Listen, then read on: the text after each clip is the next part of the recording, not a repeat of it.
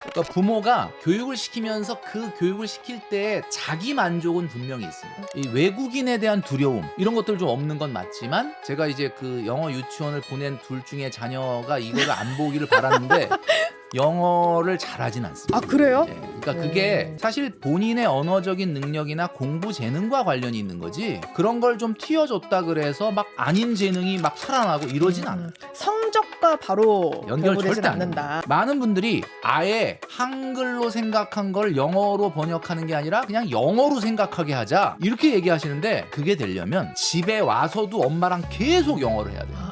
근데 그게 환경상 안 되잖아요. 경제적 본능 시작합니다. 돈줄람 머니 트레이너 김경필 작가님 모셨습니다. 어서 오십시오. 네, 반갑습니다. 네, 오늘 바로 첫 번째 사연부터 만나보겠습니다.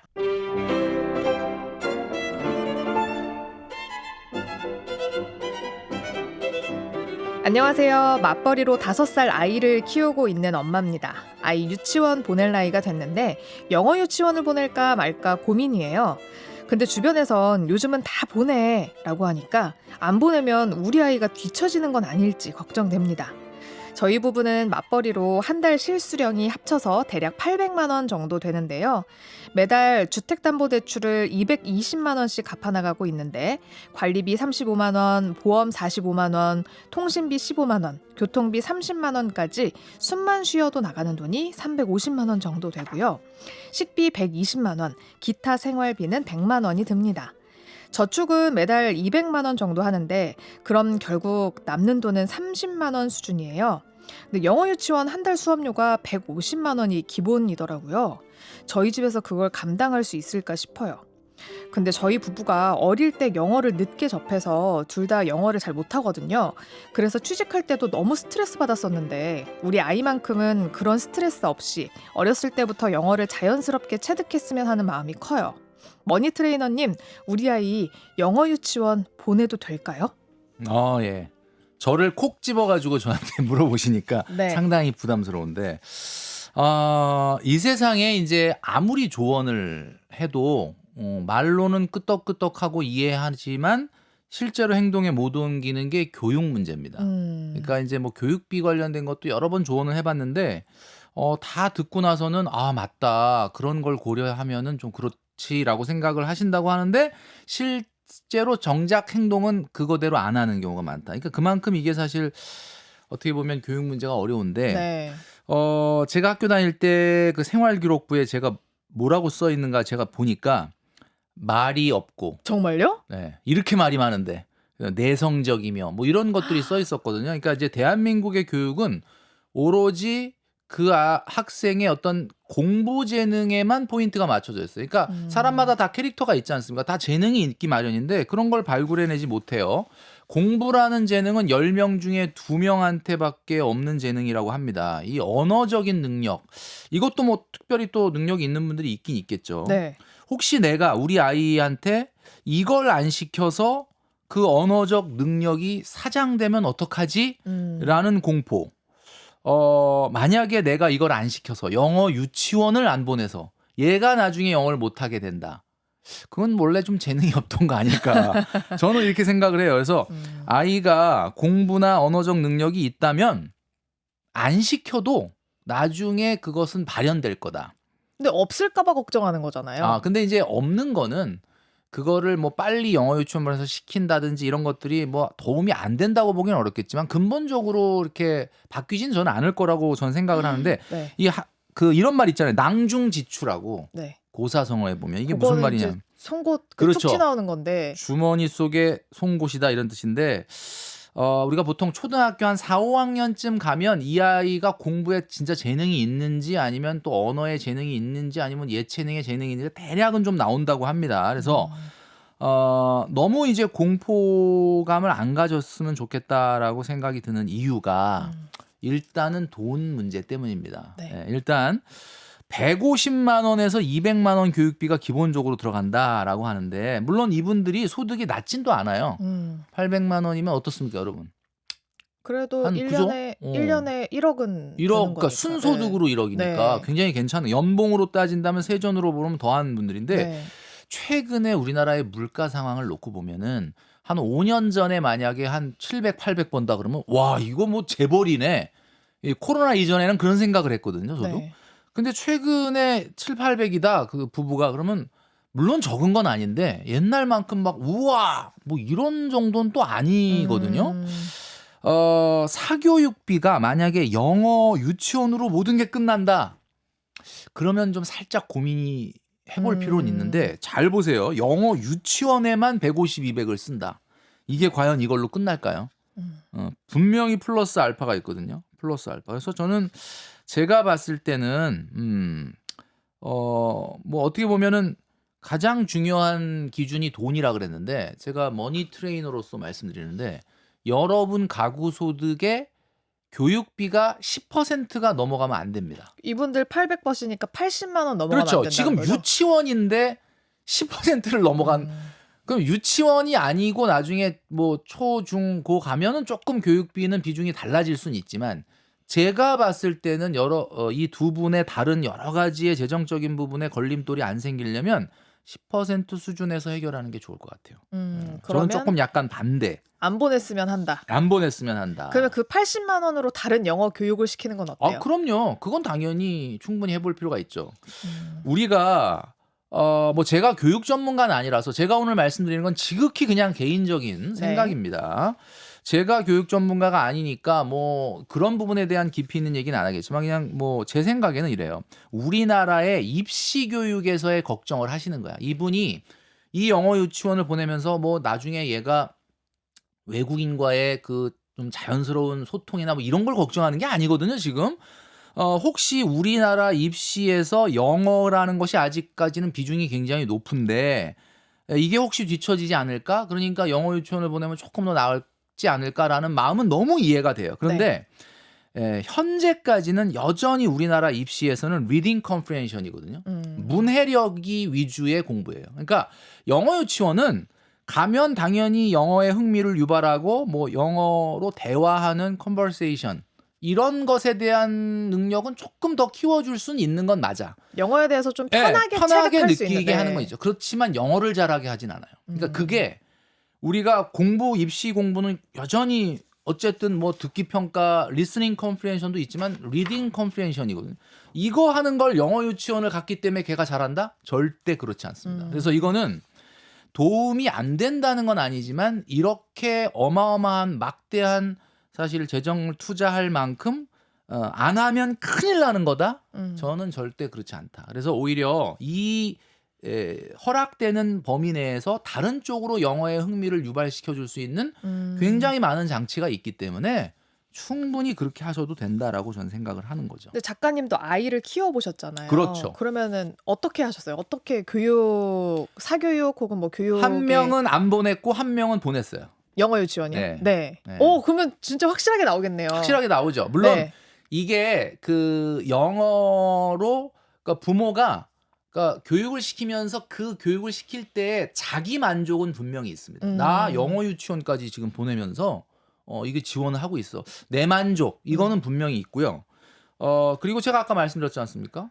이 외국인에 대한 두려움 이런 것들 좀 없는 건 맞지만 제가 이제 그 영어 유치원을 보낸 둘 중에 자녀가 이거를 안 보기를 바라는데 영어를 잘하진 않습니다. 아 그래요? 예, 그러니까 그게 사실 본인의 언어적인 능력이나 공부 재능과 관련이 있는 거지 그런 걸 좀 튀어줬다 그래서 막 아닌 재능이 막 살아나고 이러진 않아요. 성적과 바로 연결 결부되진 절대 안 않는다. 됩니다. 제가 그래서 얘기하잖아요. 리딩 컴프레hension이지 컨버세이션이 아니다. 그래서 그러니까 우리나라 입시는 그렇다. 그리고 이게 또 중요하게 놓치는 게 이거예요. 우리나라 입시에서는 영어만큼 중요한 게 국어예요.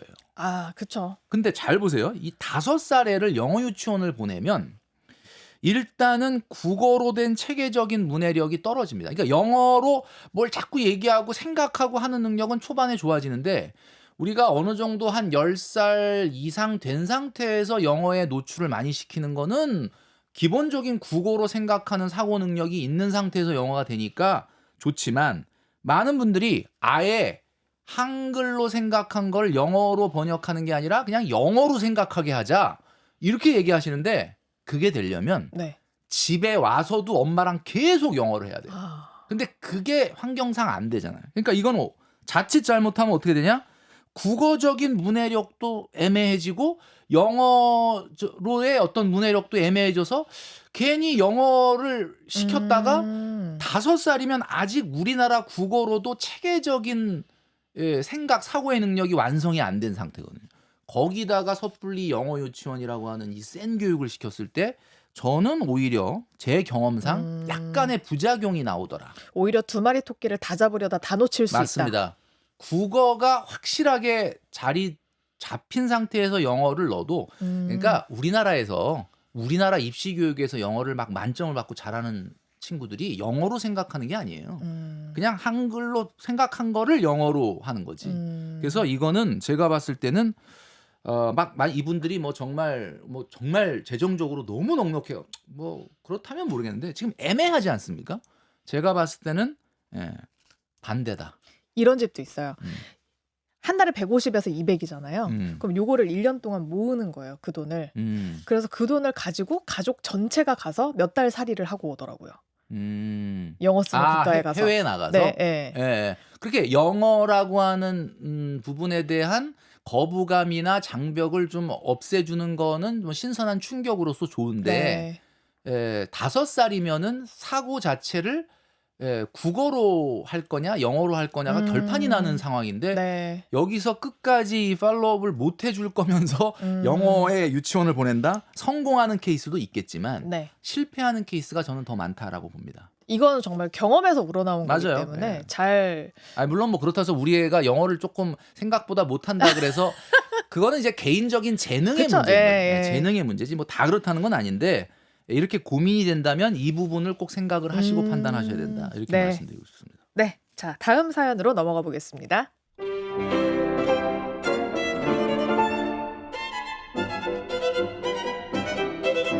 31살 직장인입니다.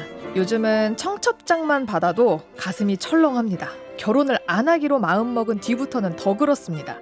축하할 마음이 없는 건 아닌데 솔직히 말하면 경조사비 너무 부담이거든요. 친한 친구 결혼식 정도면 당연히 가죠. 근데 문제는 끝이 없다는 거예요. 직장에선 팀장님이 다음 달에 애 돌잔치 한다는 말까지 들립니다. 또 집들이 조의금까지, 누구는 외조모, 누구는 빙부상이라고 하시는데 이 관계를 어디까지 내 일로 챙겨야 하는지 너무 헷갈립니다. 저는 비혼이라 언젠가 돌려받는 날도 없을 텐데 그래서 더 계산적으로 느껴지기도 하고요. 그렇다고 안 하면 괜히 사람 냉정하게 볼까봐 불안합니다. 대체 어디까지는 내고 어디부터는 정중하게 선을 그어도 되는 걸까요? 비혼을 선택한 사람도 인간관계를 지키면서 경조사비를 관리할 수 있을까요? 예. 뭐 영원한 한국인만의 고민이죠. 경조사.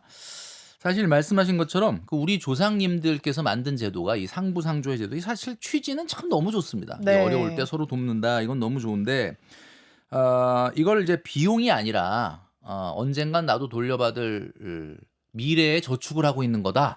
약간 이런 마음으로 하면은 너무 기쁘죠. 네. 그리고 뭐 사실 오늘 내가 저축도 많이 못 하는데 오늘 또 부의금이나 축의금 낼 일이 있다 그러면 나 오늘 미래 저축 오늘 좀 하게 됐네. 뭐 약간 이런 마음을 가지면 너무 좋은데 이분 같은 경우는 비혼을 네. 결정을 하셨잖아요. 근데 저는 그게 좀 섣부르다고 생각해요. 왜냐면 31살이잖아요. 31살 그러네. 앞으로 어떻게 될지 모른다고요. 갑자기 사랑이 찾아올 수도 맞아요. 있고 사고를 칠 수도 있고. 네. 그렇지, 뭐 사고를 칠 수도 사람 있고. 인생사 모르는 겁니다. 맞아요. 네. 그러니까 31살에 비혼을 이렇게 막 확정했다라고 얘기하기는 좀 섣부르다라는 말에 저도 공감을 하는데 네. 그렇다고 해도 비혼을 확정을 안 했다 그래도 나 언제 결혼할지도 모르는데 그건 그래요. 이런 생각이 든다는 거죠. 그러니까 정말 안 돌려받아도 좋다라는 마음으로 축하해 줄 거라면 쿨하게 하겠는데 그게 고민이 그게 아니었다면 여기 보내시지도 않았을 거라고 생각을 해요. 네. 그래서 어떻게 보면 이런 생각이 듭니다.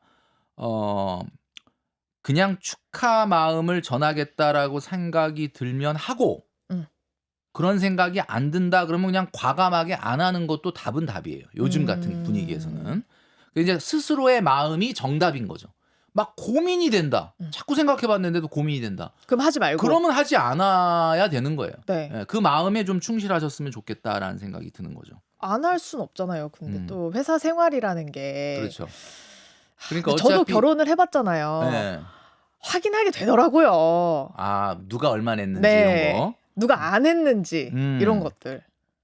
그러니까. 괜히 그 사람 보면 괜히 서운하고 그렇던데. 그러니까 왜 안 했을까 자꾸 생각을 하고 왜 안 했을까를 내가 뭐 이유를 찾아보자. 실수했나? 뭐 이런 생각을 하게 되고 그냥 사실 어떻게 하다 보니까 안 한 겁니다, 여러분. 너무 그렇게 이분법적으로 한 사람 안 한 사람 나누실 필요는 없을 것 같고 경조사비는 이게 어떻게 보면 이것도 따로 예산 관리를 해야 되냐 이런 걸 또 물어보는 분도 맞아요, 있거든요. 맞아요. 근데 네. 이게 뭐 예산을 따로 관리한다면야 그거보다 좋은 일은 없겠죠. 그러니까 경조사비를 대비한 돈을 이렇게 축적을 해놨다가 쓴다 그러면 좋겠죠. 근데 이제 사실 이건 쉽지는 않을 거라고 보고 그냥 평상시에 그냥 쓰는 돈 중에 일부를 써야 되는데 어떤 나름대로의 원칙을 세우는데 원칙을 세울 필요는 있다. 이번 어떻게요? 기회에. 금액 아니면 뭐 여러 가지 측면이죠. 네. 너무 친해가지고 막 오버를 하고 싶다. 그러면 그거는 그 오버하고 싶은 마음대로 하면 되는 거죠. 네. 그건 뭐 전혀 걱정이 안 원래 되는데. 10만 원 내다가 친한 친구니까 그렇죠. 30 내거나 얘는 막 50 티를 내고. 내고 싶다. 내가 너랑 친하다는 거. 그럼 그냥 티를 마음껏 내시면 돼요. 다만 주의해야 될 건 티를 낼 때도 국룰은 있어요. 그러니까 10만 원 친구들 하는데 나는 나 얘는 너무 나랑 친해. 나 너무 축하해주고 티를 내고 싶다. 그럼 20을 하든가. 친구들이 다 20을 한다고 하면 난 30을 하든가 해야 되는데 다 10만 원 하는데 나 티를 낸다고 15만 원 하면 안 돼. 아, 그거 조금 애매하죠. 그 15만 원 하면은 5만 원짜리 한 장 뺐나? 뭐 약간 이런 느낌이 들기도 하니까 그것만 좀 잘 지켜주시면 되고 옛날에는 이랬어요. 친구는 10만 원, 지인은 5만 원. 이게 국룰이었거든요. 그 친구와 지인을 나누는 기준은 뭔가요? 친구와 지인을 나누는 기준. 그럼 이거죠. 보통은 회사에서 알고 지낸 사람이 지인이고 사회생활하면서 알고 지낸 게 지인이고 그다음에 이제 뭐 고등학교나 대학교 뭐 학연으로 얽혀져 있는 건 친구다 이렇게 얘기하는 분도 있는데 네. 그냥 저는 이게 간단하게 얘기했을 때 엄마한테 그 사람 이야기했을 때 걔 이렇게 알면은 친구. 네네. 누군데? 그러면 우리 그 부서 옆에 있어. 그러면 그건 지인이다. 요렇게 이렇게 생각을 하시면 되는데 이게 국룰이었어요. 친구는 10만 원, 지인은 지인 5만 5만 원. 근데 이게 최근에 코로나를 지나고 나서 우리나라가 워낙 인플레이션이 네. 심해지다 보니까 이거는 이제는 이거가 국룰이라고 보기는 좀 어려워진 거는 사실입니다. 그래서 제일 중요한 거는 시장 조사가 제일 중요해요. 주변 친구 얼마씩 하는지. 이게 그냥 무조건 결혼시장에 가갖고 막 서두른 상태에서 봉투 꺼내 이러면서 그렇게 하시면 안 됩니다. 미리 다 전화를 하셔가지고 동향 파악을 하셔야 됩니다. 그래서 얼마씩 할 거냐라는 것을 딱 했는데 쫙 이렇게 물어보니까 대체적으로 10만 원으로 귀결이 되는 것 같다. 되더라. 라고 한다 그러면은 이제 제 마음한테 물어보는 거죠. 내가 그 친구와 다른 친구들에 비해서 내가 티만 안 나는 게 목표가 되는 건지 아니야. 나는 다른 친구보다 조금 더 나는 더 친하다는 걸 티를 내고 싶어. 요 결정을 하시면 이제 나는 20을 할지 네. 아니면 그럼 10만 원 할지 5만 원만 안 하는 실수만 피하면 되는 거예요. 근데 이제 5만 원 안 하는 거 5만 원 했다가는 안 한 거보다도 더 역효과가 나죠. 안 하면은 얘가 깜빡했나 보다 이렇게 되는데 5만 원 말씀하신 대로 다 10만 원인데 나 5만 원이면 바로 티가 나거든요. 그러니까 제일 중요한 거는 시장 조사를 철저하게 해서 하셔라. 좀 인플레가 너무 심해져가지고요. 너무 심해서 옛날에는 그래도 3만 원도 있었습니다. 근데 이게 5만 원짜리가 나오면서부터 단위가 다 5만 원 단위가 된 거예요. 그래서 한때 누가 얘기했잖아요. 3만 원짜리 지폐를 만들어야 된다. 그거 진짜 전 좋은 생각이라고 생각해요. 그러니까 그런 생각도 한번 해볼 필요가 있고 네. 오히려 어쩌면 화끈하게 안 하는 게 나을 수도 있어. 5만 원 할 것 같으면은 화끈하게 안 하면 뭐 또 무슨 사정이 있었나 뭐 이런 생각을 하거나 아니면 까먹을 수도 있어요. 네. 까먹기를 맞아요. 바라는 네. 마음으로 안 하겠지만 하여튼 그런 상황이다. 근데 이제 이런 거 있죠.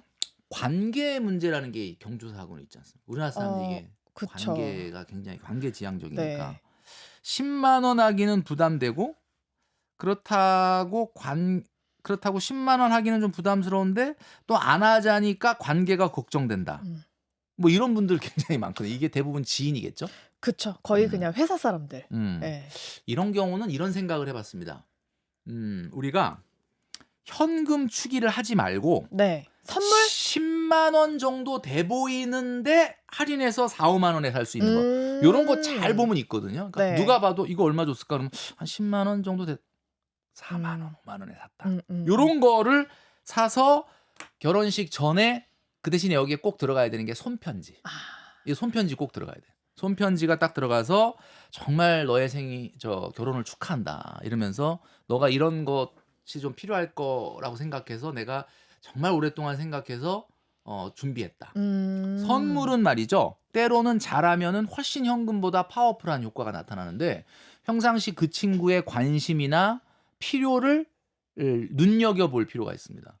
그러니까 저 친구가 요즘 최근에 어떤 이야기를 많이 했고 어떤 게 필요하고 어떤 고민이 있고 이런 것들을 알면 그 친구와의 카톡을 뒤져서라도 네. 무슨 대화를 했는지를 보면 단서가 나와요. 음. 그 단서를 가지고 하면은 10만 원 안 하고 5만 원으로도 10만 원 이상의 효과를 보일 수가 있는 거죠.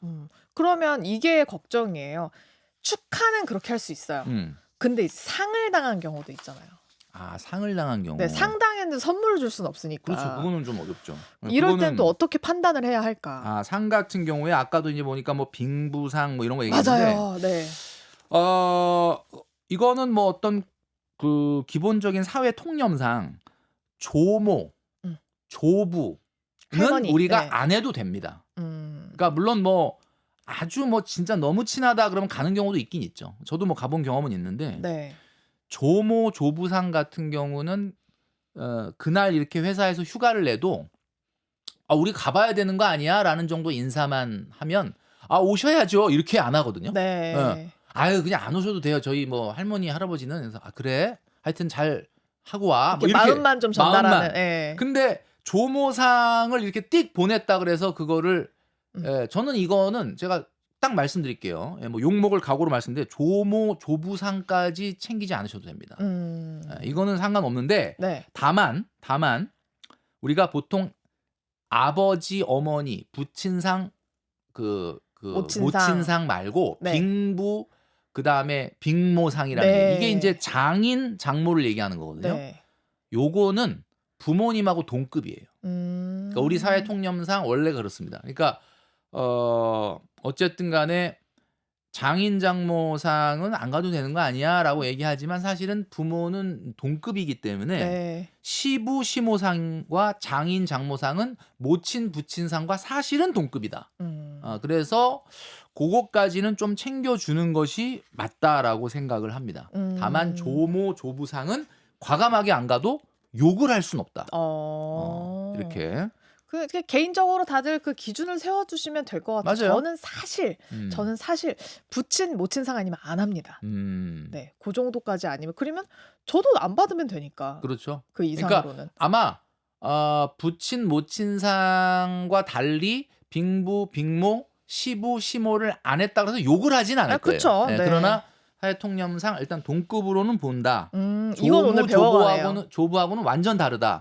요런 정도로만 알고 계시면 되지 않을까라는 네. 생각을 합니다. 그리고 중요한 거는 결혼 안 한다라는 마음을 먹지 마시고 네. 제가 얘기했잖아요. 어차피 피할 수 없다면 그래 내가 저축도 많이 못하는데 오늘 아주 그냥 이참에 미래 저축 좀 하자.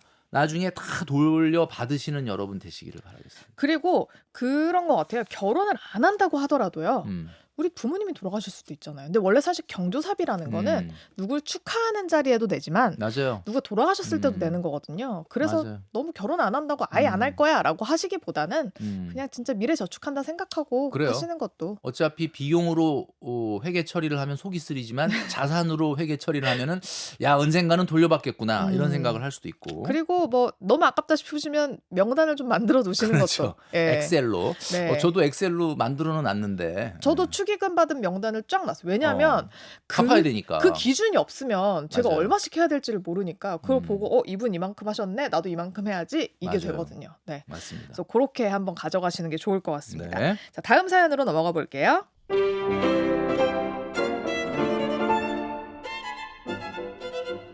30대 중반에 회사에서 팀장을 맡고 있는 직장인입니다. 위로는 윗사람 눈치, 아래로는 후배들 챙겨야 하는 자리죠. 근데 요즘 점심시간만 되면 숨이 턱 막힙니다. 우리 회사는 구내 식당이 없어서 늘 밖에서 먹어야 되는데 후배들이 선배 오늘 밥 사주세요 하고 웃으면 저도 웃으면서도 속으로는 계산기부터 두드리게 됩니다. 더 힘든 건 뭐 먹고 싶어? 물으면 애들이 너무 자연스럽게 비싼 메뉴를 말한다는 거예요. 한 번은 제가 진짜 부담돼서 도시락을 싸갔는데 이번에는 왜 혼자 드세요?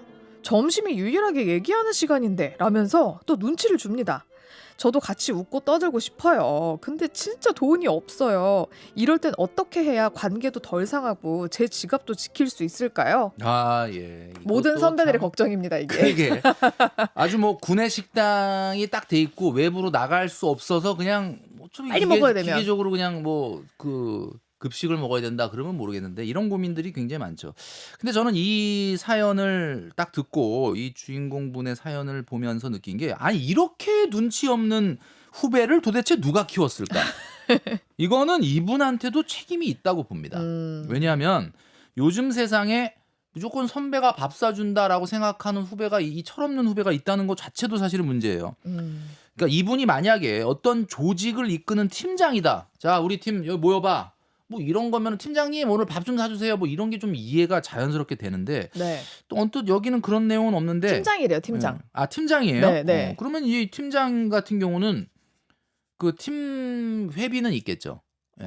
그 보직 카드가 나올까요? 근데 어. 거의 대부분의 회사에서는 아니 팀장급은 잘 안 주고 부장급부터 주니까. 그래요? 네. 그럼 팀을 왜 맡긴 거야 도대체? 이거 그쵸. 이러면 법인 그러니까 이거를 만약에 이거를 우리 선배님은 팀장이니까 뭐 법인 카드라든지 뭐 팀장의 나름대로 쓸 수 있는 뭐가 있는 거겠지라고 생각을 했다면 그게 만약에 잘못된 오해잖아요. 네. 그 오해를 풀어주신다면은 당연히 이런 얘기를 하면 안 된다. 그래서 뭐 어쨌든 우리가 솔직히 말씀드려서 뭐 이게 대부분 개인 평가를 받는 입장에서 선배라는 이유로 무조건 밥을 사야 된다라는 것은 아니다. 그래서 네. 전통적인 문화에서는 우리 선배들한테 내가 그렇게 계속 100% 얻어먹었다 나도. 그러면 어떻게 해? 상부상조의 제도처럼 경조사처럼 맞아 나도 그 옛날에 선배님들이 나 밥을 절대 못 사게 했지 내가 그렇게 신입사원 때 얻어먹었지. 그러면 쿨하게 사주시는 게 맞지만 그게 아니라고 한다 그러면은 일방적으로 사주는 건 좀 안 된다. 그래서 기본적으로 최근에 너무 좋더라고요. 저도 이제 식당 가서 밥을 먹다 보면은 저는 이제 그런 세대는 아닌데 앞에 이제 계산하시는 분이 보면 계산할 때 보면 각자 해요? 이러면서 다 각자 하더라고요. 이제 저희 때는 없었던 더치페이 문화가 이제 자리를 잡았구나. 그렇게 말해주는 사람 고마워요. 각자 합시다 이러고 먼저 딱 계산하는 사람이 너무 고맙죠. 사실은 말 잘 못하겠어요 그런 말. 근데 또 요즘은 식당에서도 저도 무조건 카드를 내는데 카드를 네. 내면 어떻게 같이 해요? 이렇게 물어보더라고. 그러니까 요즘은 아예 이런 문화가 좀 자리 잡았다라고 생각을 하는데 제가 봤을 때는 선배라는 어떤 그 권위나 선배로서의 어떤 그런 걸 아예 포기하라는 뜻은 아닙니다. 더치페이 한 3번 했다 그러면 한 번 사세요. 그러니까 이것도 나름대로의 어떤 그 암묵적인 룰을 만드시면 되죠. 한 2-3번 정도 더치페이 했다. 야, 오늘은 내가 사줄게. 이렇게 해주면 되는 거죠. 또 눈치껏 후배들은 맞아. 또 그 지난번엔 어제는 선배님이 하시니까 우리는 더치페이 하자. 뭐 이런 식으로 또 해주는 문화가 생기는 게 좋겠다. 이렇게 그 선배 마음을 건드릴 정도로 네. 이야기하시는 그 눈치 없는 후배들은 좀 그러게 없도록. 후배 눈치가 진짜 중요한 것 같아요. 중요하죠. 왜냐하면 사실 뭐 호봉제 회사를 다니거나 이런 회사를 보면은 저 선배 월급 받는 거 뻔히 알거든요 얼마인지. 맞아요. 그러니까 저 사람이나 나나 별 차이 없는데 그러면 음. 가끔 선배가 밥을 산다고 해도 가서 이제 선배 제가 살게요 이렇게 하는 거보다 잠깐 화장실 가는 척하면서 내가 계산 해놓고 가고 진짜 사회생활 진짜 잘하네. 그렇게 하면은 딱 좋아요. 그러니까 사회생활에도 티를 그렇게 제대로 내면서 그리고 또 중요한 거는 이거지 않습니까? 뭐 어쨌든 우리가 예를 들면 평상시에 우리 후배들에게 내가 어떻게 돈을 모으고 관리하고 하는지에 대한 부분을 이게 사실은 조금 이렇게 공유할 필요가 있다. 공유할 필요가 있어요. 내가 진짜 뭐 이런 거 열심히 지금 하고 있어.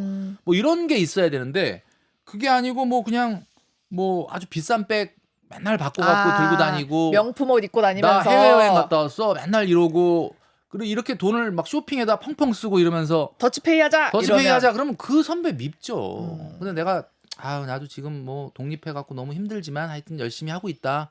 뭐 이런 모습을 보여주면서 야 오늘은 내가 살게 그러면 아우 선배님 돈도 없는데 뭘 사시려고 그래. 아니야 내가 오늘은 더치페이 한 3번 했으니까 내가 살게. 이게 되는 거지. 이 합이 맞아야 되는 거예요. 그래서 눈치껏 해야 된다 이렇게 말씀드리고 싶어요. 그래도 이제 후배들은 선배들이 밥 사준다고 하면 왜 눈치 없이 막 아웃백 가요 이러는 경우 있잖아요. 그러니까.